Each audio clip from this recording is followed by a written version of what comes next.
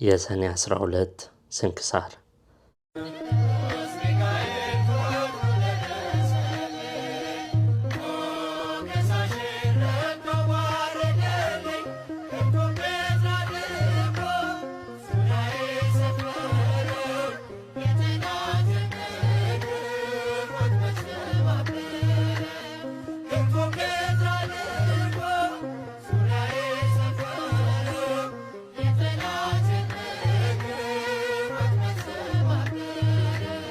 አንድ አምላክ በሆነ በአብ በወልድ በመንፈስ ቅዱስ ስም ሰኔ 12 በዚህች ዕለት የከበረ የመላእክት አለቃ የመልአኩ የቅዱስ ሚካኤል የመታሰቢያውን በዓል ያከብራሉ።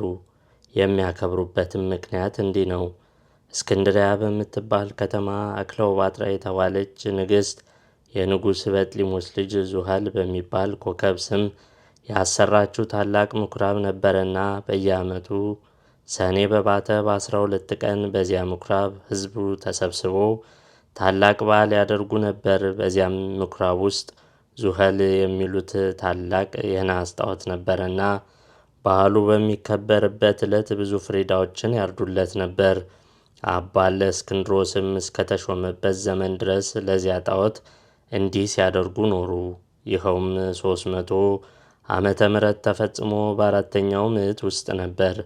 አባ እለእስክንድሮስ በእስክንድርያ ከተማ ሊቀ ጵጵስና በተሾመ ጊዜ ጻድቅ ቁስጥንጢኖስም በነገሠ ጊዜ የክርስትና ሃይማኖት ስለተስፋፋች ያን ጣዖት ሊሰብረው ወዶ ሳለ ጎስቋሎች ሰዎች ከለከሉት።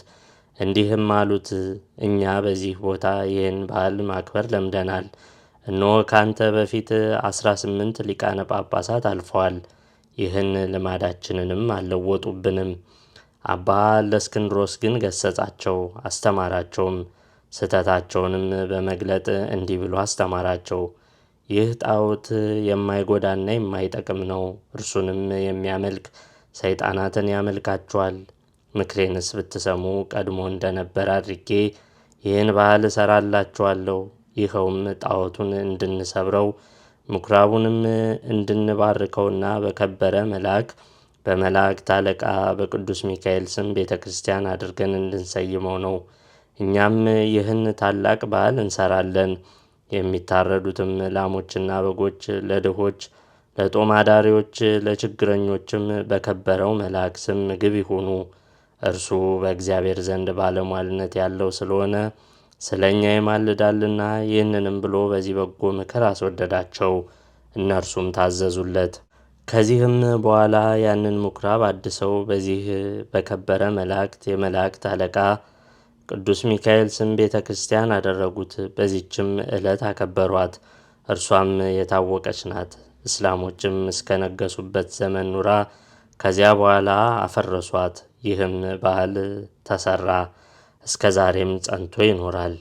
ዳግመኛ በዚህች ዕለት እግዚአብሔር የመላእክት አለቃ ቅዱስ ሚካኤልን በነገዱ ውስጥ በመላእክት ሁሉ ላይ በብዙ ክብር ሾመው። ይህም የከበረ መልአክ ክብር ይግባውና በጌታችን ፊት ስለ ሰው ልጆችና ስለ ፍጥረትም ሁሉ ይለምናል ይማልዳልም። የዚህ የከበረ የመላእክት አለቃ የቅዱስ ሚካኤል ታምራቱ ብዙዎች ናቸው።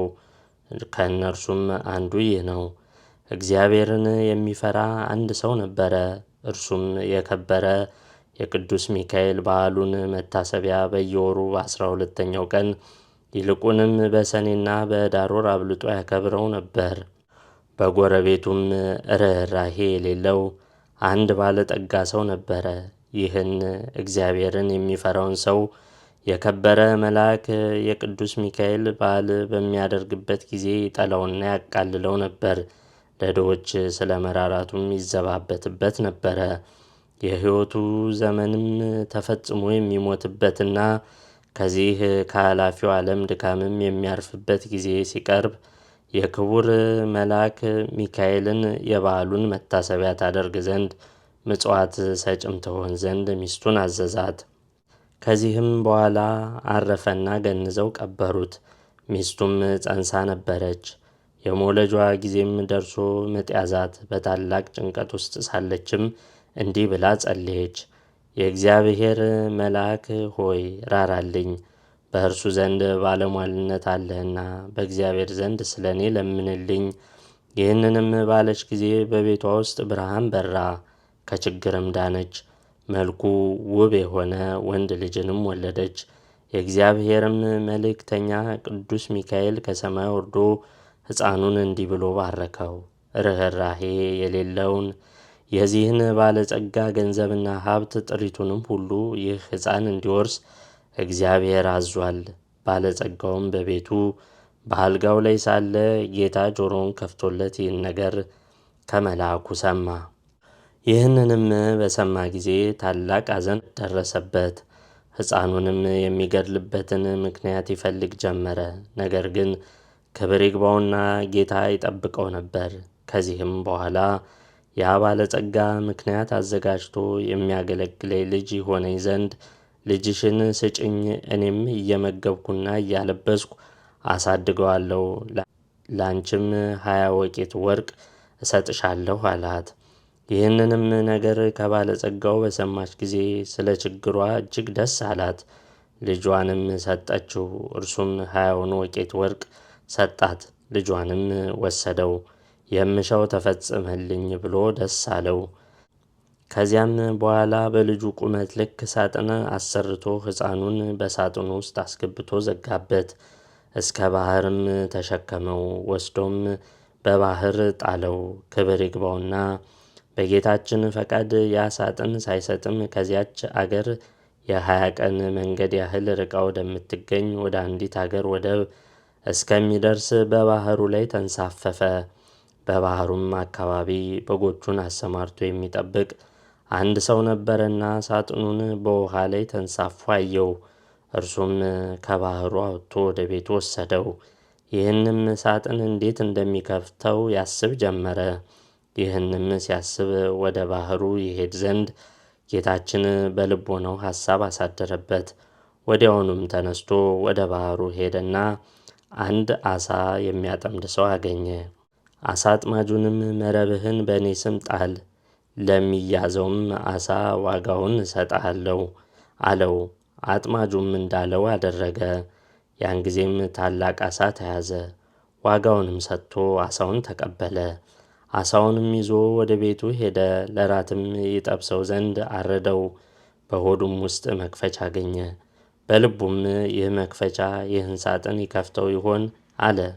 በሳጥኑ ቀዳዳም ባስገባው ጊዜ ፈጥኖ ተከፈተ። በውስጡም ይህን ታናሽ ብላቴና አገኘ። ልጅ የለውም ነበርና ታላቅ ደስታ ደስ አለው። ጌታችንንም አመሰገነው። ሕፃኑንም በመልካም አስተዳደግ አሳደገው። ሕፃኑም አድጎ ጎልማሳ ሆነ። ከብዙ ዘመናት በኋላ ያ ባለጸጋ ተነስቶ ወደዚያ አገር ሄደ። በመሸም ጊዜ ወደ በግ ጠባቂው ደጅ ደረሰ። በግ ጠባቂውን እስከ ነገ የምናድርበት ማደሪያ ባንተ ዘንድ እናገኛለን፣ ኪራዩንም እሰጥሃለሁ አለው። በግ አርቢውም እንዳልክ ይሁንና እደር አለው። ባለጸጋውም በዚያ አደረ። እራት በሚቀርብ ጊዜ ሕፃኑን ባሕራን ብሎ ጠራው። ባለጸጋውም ሰምቶ ልጅህን ነውን ብሎ ጠየቀው። በግ ጠባቂውም አዎን፣ ታናሽ ሕፃን ሆኖ ሳለ ከባሕር አግኝቼዋለሁና እግዚአብሔር የሰጠኝ ልጄ ነው አለው። ባለጸጋውም በምን ዘመን አገኘኸው አለው። እርሱም ከ20 ዓመት በፊት ብሎ መለሰለት። ያን ጊዜም እርሱ ወደ ባሕር የጣለው መሆኑን አውቆ እጅግ አዘነ። በማግስቱም ጎዳናውን ሊጓዝ በተነሣ ጊዜ ሰይጣናዊ ምክንያት አመካኝቶ በግ ጠባቂውን እንዲህ አለው፣ እገሊት ወደምትባል አገር በቤቴ የረሳሁት ጉዳይ ስላለ እንድልከው ልጅን ትሰጠኝ ዘንድ እሻለሁ። እኔም የድካም ዋጋውን 20 ወቄት ወርቅ እሰጥሃለሁ አለው። የብላቴናውም አባት ስለ ገንዘቡ ደስ ብሎት ልጁ ባሕራንን ሰጠው። እንዲህም ብሎ አዘዘው፣ ልጄ ባሕራን፣ ይህ የከበረ ሰው ስለ ጉዳዩ ወደ ቤቱ ይልክህ ዘንድ ና፣ ወደ ቤትህም በሰላም ትመለሳለህ።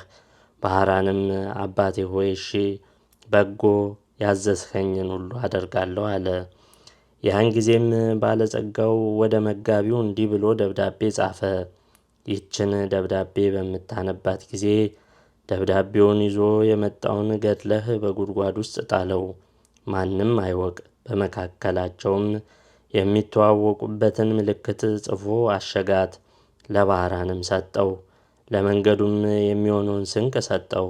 ባህራንም ተነስቶ ጉዞውን ጀመረ።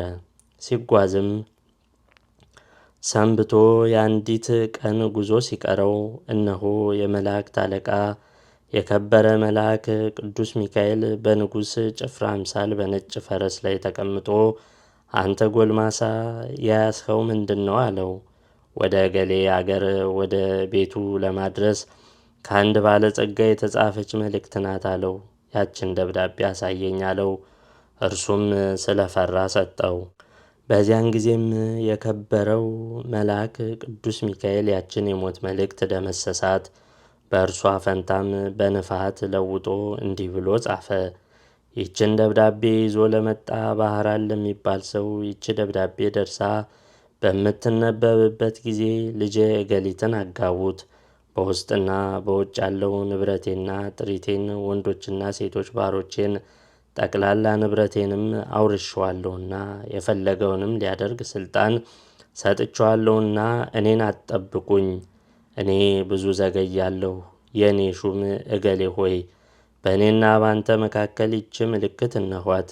ከዚህ በኋላ አሽጎ ለባህራን ሰጠውና ወደ ባለጸጋው ቤት ሂደህ ይችን ደብዳቤ ለሹሙ ስጠው። በጎዳናም እኔ እንደ ተገናኘሁህ አትንገረው፣ እንዳይገድልህም ይህን የሞት ደብዳቤ ለውጬዋለሁ አለው። ባህራንም እሺ ጌታዬ፣ ያዘዝኸኝን ሁሉ አደርጋለሁ አለ። ባህራንም ወደ ባለጸጋው ቤት በደረሰ ጊዜ ያችን ደብዳቤ ለሹሙ ሰጠው። ባነበባትም ጊዜ በመካከላቸው ያለውን ምልክት አገኘ። አስተውሎም እርግጠኛ እንደሆነ አወቀ። ከዚህ በኋላ ለባህራን ሰርግ አዘጋጅቶ እንደሚገባ በቤተ ክርስቲያን ሥርዓት በተክሊል የባለጸጋውን ልጅ አጋቡት።